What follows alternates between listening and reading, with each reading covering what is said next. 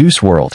Born Jared Higgins on December 2, 1998, in Chicago, Illinois, he grew up in the suburb of Calumet Park and showed a natural gift for music from a young age, teaching himself piano, guitar, and drums as a child. He began posting music online as a teenager and within a short time had built a following that caught the attention of major labels. His breakout single Lucid Dreams in 2018 reached number 2 on the Billboard Hot 100, and he became one of the fastest rising artists in the world almost overnight.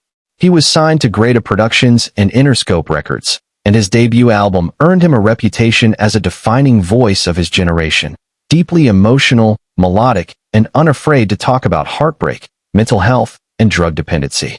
He was 21 years old when he died on December 8, 2019, at Chicago's Midway Airport. Federal agents had arrived to search his private jet for weapons and drugs, and witnesses reported seeing him swallow multiple Percocet pills before collapsing on the airport floor. He was pronounced dead at a nearby hospital hours later.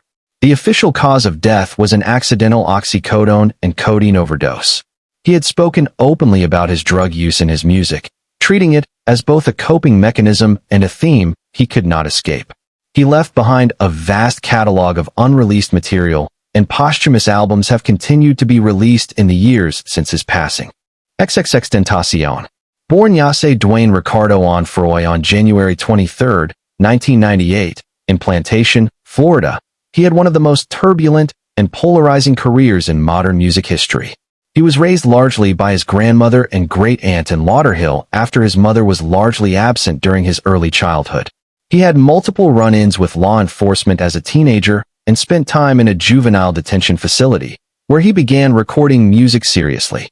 His raw, genre-blending sound, shifting between hip-hop, rock, and emo, resonated with millions of young listeners who felt his music captured a pain they recognized in themselves. Songs like Sad made him one of the most streamed artists on Spotify during his lifetime. He was deeply controversial, facing serious criminal charges, including domestic violence allegations that divided his fanbase and the music industry. On June 18, 2018, at age 20, he was shot and killed during a robbery in Deerfield Beach, Florida. He had just left a motorcycle dealership when two armed men approached his car and opened fire. He was rushed to a hospital and pronounced dead shortly after. 3 men were later convicted of his murder. Despite the circumstances surrounding his life, his music continues to be streamed hundreds of millions of times, and his influence on a generation of younger artists is undeniable. Michael Jackson. Born August 29, 1958, in Gary, Indiana, the 7th of 9 children in a working-class family, Jackson began performing professionally as a child alongside his brothers in the Jackson 5. His natural talent was visible from the time he was 5 years old. His timing, his voice, his instinct for performance were already beyond what most adult entertainers possessed. By his 20s, he had established himself as a solo artist on a level no one had reached before. Thriller, released in 1982, became the best-selling album in history and remains so today.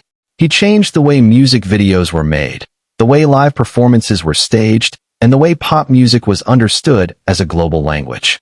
He spent much of his adult life at Neverland Ranch, his private estate in Santa Barbara, California. He was 50 years old when he died on June 25, 2009, at his rented home in Los Angeles. His personal physician, Dr. Conrad Murray, had been administering propofol, a powerful hospital anesthetic, as a sleep aid, and Jackson went into cardiac arrest. Murray was later convicted of involuntary manslaughter. The announcement of his death triggered an immediate global response unlike almost anything in modern history. His music catalog continues to generate hundreds of millions of dollars annually, and his cultural impact has never faded. Tupac Shakur. Born Lesane Parish Crooks on June 16, 1971, in East Harlem, New York City, he was renamed Tupac Amaru Shakur shortly after his birth. His mother, Afeni Shakur, was a member of the Black Panther Party, and politics, resistance, and social consciousness were woven into his upbringing from the beginning. The family eventually relocated to Baltimore and then to Marin City, California, where Tupac began performing in theater and developing the lyrical voice that would eventually make him one of the most celebrated rappers in history. His music addressed police brutality, poverty, black identity, and violence with a directness that felt urgent and personal. He was 25 years old when he was shot on the night of September 7, 1996, in Las Vegas, Nevada, following a boxing match he had attended with Death Row Records founder Suge Knight. A white BMW drove alongside their vehicle and opened fire. Tupac was hit multiple times and died 6 days later on September 13, 1996. No one has ever been formally convicted of his murder. His death remains one of the most discussed unsolved cases in music history, and the theories surrounding what happened that night have never fully been resolved. The Notorious B.I.G. born Christopher George Latour Wallace on May 21, 1972, in Brooklyn, New York. He grew up in the Clinton Hill neighborhood, raised largely by his Jamaican-born mother after his father left when he was 2 years old. He was a gifted student in his early years, but was drawn into drug dealing as a teenager, eventually dropping out of school and spending time in jail on weapons charges. He began rapping seriously in the early 1990s and caught the attention of Bad Boy Records founder Sean Combs, who signed him almost immediately. His debut album, Ready to Die, released in 1994, was acclaimed by critics and fans alike, and his reputation grew rapidly as one of the most technically skilled lyricists in hip-hop. He was 24 years old when he was killed. On March 9, 1997, just 6 months after Tupac Shakur's murder, Biggie was leaving a music industry party in Los Angeles when a dark Chevrolet Impala pulled alongside his SUV and an unidentified gunman opened fire. He was shot 4 times and died at the hospital less than an hour later. His murder has never been officially solved. The dual unsolved killings of Tupac and Biggie marked the violent end of an era in hip-hop and left a wound in the culture that has never fully healed. Whitney Houston, born August 9, 1963, in Newark, New Jersey, Houston grew up surrounded by music. Her mother was gospel singer Cissy Houston, her cousin was Dionne Warwick, and her godmother was Aretha Franklin. She began singing in church as a child and was discovered in her early teens while performing with her mother. Her debut album in 1985 sold over 25 million copies worldwide, and she went on to become one of the best-selling music artists in history, with a voice widely regarded as one of the greatest ever recorded. Her recording of I Will Always Love You for the 1992 film The Bodyguard remains one of the best-selling singles of all time.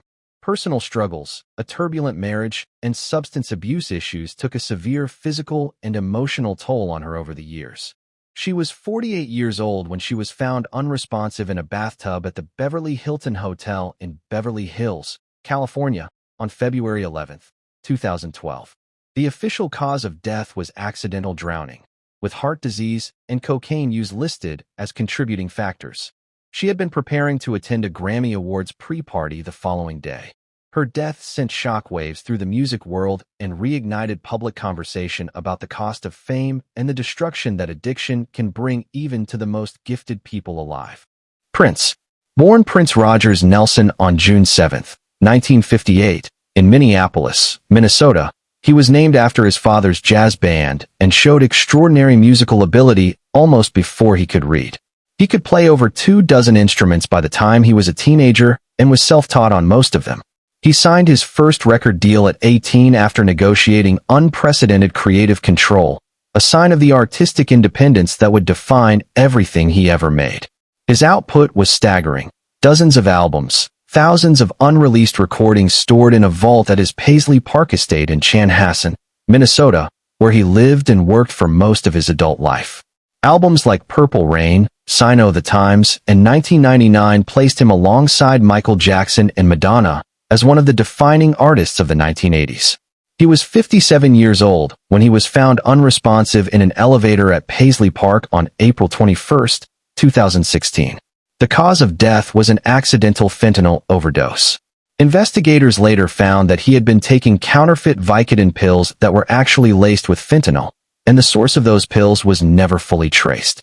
He had reportedly been dealing with chronic pain from years of high-energy performances for a long time.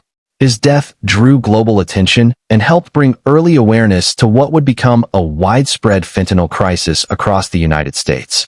Amy Winehouse, born September 14, 1983, in Southgate, North London, England, Winehouse grew up in a Jewish household where jazz and soul music played constantly.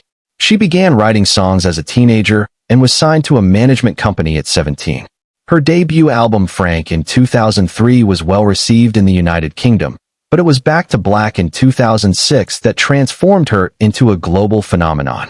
The album won 5 Grammy Awards in 2008, tying the record for the most Grammys won by a female artist in a single night at the time. Her voice, deep, raw, and technically flawless, was unlike anything audiences had heard from someone her age. But her personal life was an open collapse. Her struggles with alcohol, eating disorders, and substance abuse played out publicly for years, and concert cancellations and erratic behavior on stage drew as much attention as her music. She was 27 years old when she died on July 23, 2011, at her home in Camden, London. The cause of death was accidental alcohol poisoning. Her blood alcohol level was more than 5 times the legal drink-drive limit.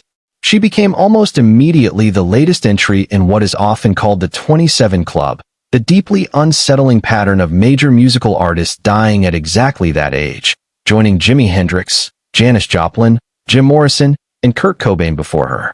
Kobe Bryant. Born August 23, 1978, in Philadelphia, Pennsylvania, Bryant grew up in a basketball family. His father, Joe Bryant, had played professionally and spent part of his childhood in Italy while his father played overseas. He returned to the United States for high school in suburban Philadelphia, where he became one of the most decorated high school basketball players in the country.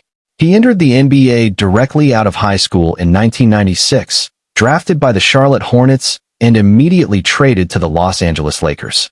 Over a 20-year career, he won 5 NBA championships, 2 Olympic gold medals, and 1 MVP award, becoming one of the greatest players in the history of the sport. He was known for what became widely called the Mamba mentality, an obsessive, relentless approach to preparation and competition that influenced athletes across every sport. After retiring in 2016, he transitioned into business, writing, and storytelling, winning an Academy Award for an animated short film in 2018.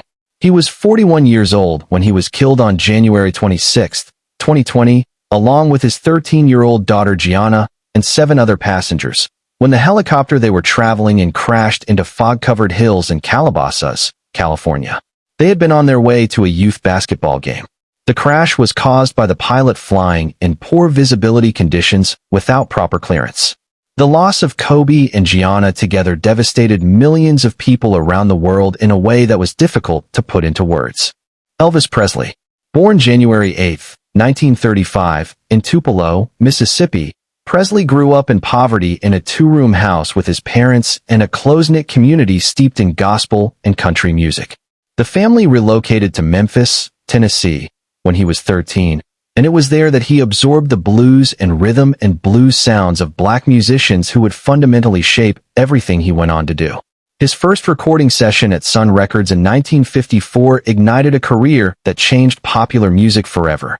In a cultural moment where rock and roll was still considered dangerous and subversive, Presley became its most visible face, charismatic, physically magnetic, and capable of blending musical influences in a way no white performer had done before. He became one of the best-selling solo music artists in history. He was 42 years old when he was found unresponsive in his bathroom at Graceland, his Memphis estate, on August 16, 1977. The official cause of death was cardiac arrhythmia, though prescription drug use was listed as a significant contributing factor. He had been dependent on numerous prescription medications for years, prescribed to him by doctors who enabled rather than treated the problem. His death was one of the most shocking moments in the history of American popular culture. Mac Miller. Born Malcolm James McCormick on January 19, 1992, in Pittsburgh, Pennsylvania, Miller grew up in the Point Breeze neighborhood in a family that supported his early love of music. He began rapping as a teenager under the name Easy Mac and built a genuine grassroots following before any major label involvement, releasing mixtapes that circulated online and helped establish him as an independent voice worth watching. His debut album Blue Slide Park in 2011 debuted at #1 on the Billboard 200, making him the first independent artist in over a decade to accomplish that. Over the years that followed, His music matured significantly, from youthful party rap to deeply introspective work about mental health, identity, and addiction. His struggle with substance abuse was not hidden. He addressed it in interviews and increasingly in his music. He was 26 years old when he was found unresponsive at his home in Studio City, Los Angeles, on September 7, 2018. The cause of death was an accidental mixed drug toxicity involving fentanyl, cocaine, and alcohol. A drug dealer was later convicted of selling him the counterfeit pills that contained the fentanyl that killed him, in a case that became one of the first high-profile prosecutions linking a dealer directly to a celebrity overdose death. Nipsey Hussle. Born Ermias Joseph Askedum on August 15, 1985, in Los Angeles, California, to an Eritrean father and an African-American mother, Nipsey grew up in the Crenshaw neighborhood of South Los Angeles, an area shaped by gang culture, economic hardship, and deep community ties. He became affiliated with the Rollin' 60s Crips as a teenager, but gradually redirected his energy into music and eventually into a broader vision for economic empowerment in his neighborhood. He was not just a rapper, he was a businessman. He opened a clothing store called the Marathon Clothing on the same block where he grew up, bought property in Crenshaw, and publicly advocated for investment in black communities as an alternative to dependency on outside institutions. His debut major label album Victory Lap was nominated for a Grammy Award for Best Rap Album in 2019. He was 33 years old when he was shot and killed in the parking lot of his own store in Crenshaw on March 31, 2019. He had been outside talking with people in the neighborhood when a gunman approached and fired multiple shots. He was pronounced dead at a hospital shortly after. A man named Eric Holder was convicted of his murder in 2023. Nipsey's death hit his community with a grief that felt personal. He had been one of them, had stayed when others left, and had been building something real in the place where he was raised. Pop Smoke. Born Bashar Baraka Jackson on July 20, 1999, in Brooklyn, New York, Pop Smoke grew up in the Canarsie neighborhood and began making music seriously only a year or two before his death, but his rise was explosive and almost immediate. His voice was a distinctive, deep baritone, unusual and immediately recognizable, and he helped popularize a Brooklyn drill sound that spread rapidly from New York to the rest of the country.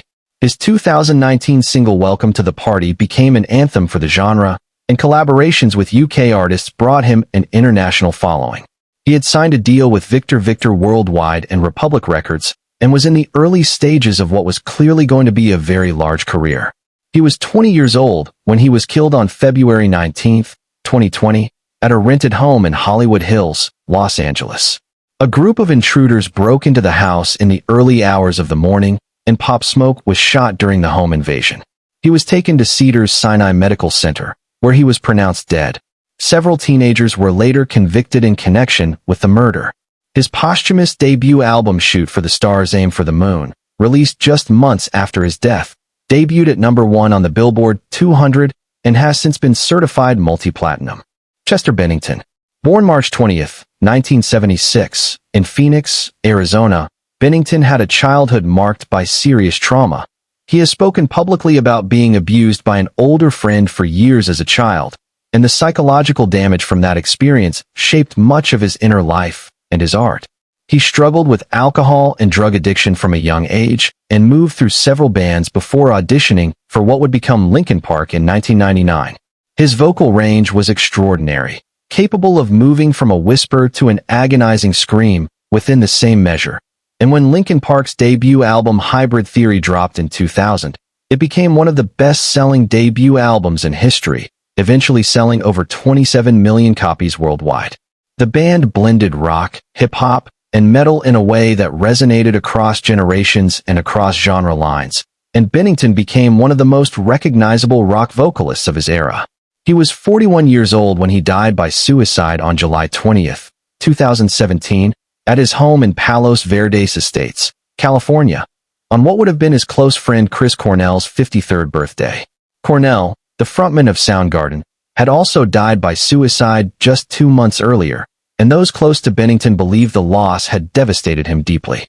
His death was felt across the rock world and beyond, and his music has continued to resonate with listeners who find in his voice a sound that made them feel less alone. Oliver Tree, born Oliver Tree.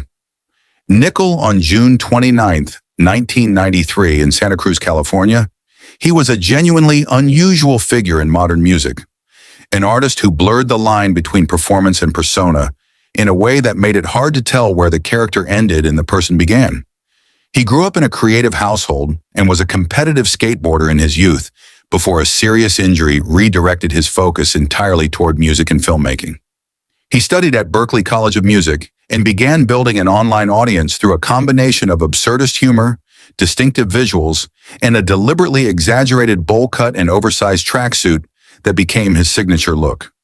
He signed with Atlantic Records in 2017, and his debut studio album, Ugly is Beautiful, in 2020, established him as something genuinely different. An artist who could be funny and deeply sad at the same time, often within the same song. His tracks Life Goes On and Miss You, a collaboration with German producer Robin Schulz, accumulated hundreds of millions of streams and introduced him to audiences far beyond his original fan base. He had just released his fourth studio album, Love You Madly, Hate You Badly, in April 2025, and was in the middle of a world tour when he traveled to South America. He was 32 years old when he was killed on June 14, 2026, in Rio de Janeiro, Brazil. Two helicopters collided mid-air above the city, crashing into the parking lot of a car dealership and igniting a fire. All 6 people aboard his aircraft were killed. He had posted a video from Rio just hours before the crash, caption reading that he was in Brazil for the first time. Tributes poured in from across the music world almost immediately, and the shock of his death was compounded by how sudden and senseless it was. A young artist, fully in motion, gone without warning.